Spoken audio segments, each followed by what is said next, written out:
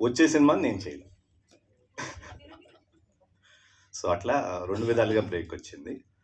But then ఆ తర్వాత చాలామంది కథలు వినిపిస్తూ ఉన్నారు, వింటా ఉన్నాను. ఆల్మోస్ట్ లైక్ 5 years అనుకుంటా. సతీష్ అయితే మా ప్రొడక్షన్ ఎగ్జిక్యూటివ్ ఆల్మోస్ట్ ఒక 3 years నుంచి ఎక్స్టెన్సివ్గా ఎన్నో నెంబర్ ఆఫ్ స్క్రిప్ట్స్ విన్నాను. అన్ని థ్రిల్లర్స్ బాగున్నాయి, బాగలేదు అంటలేదు కానీ బట్ నేను అనుకున్న స్టైల్లో లేదని నాకు అనిపించింది. Then came Kamal. కమల్ వచ్చినప్పుడు త్రిమూర్తులు క్యారెక్టర్ ఒకటే చెప్పాడు.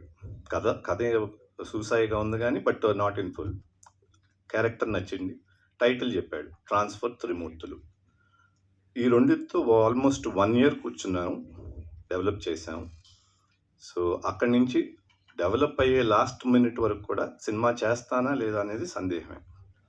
వస్తే మంచిది చేద్దాం, లేకపోతే ఇట్లా ప్రశాంతంగా ఉందాం అన్నదే ఐడియా. సో ఎప్పుడైతే ఫుల్ఫిల్లింగ్గా కథ వచ్చిందో then we started production. And shooting wise very ఫాస్ట్గా అయిపోయింది, పోస్ట్ ప్రొడక్షన్ కూడా బాగా ఫాస్ట్గా అయింది.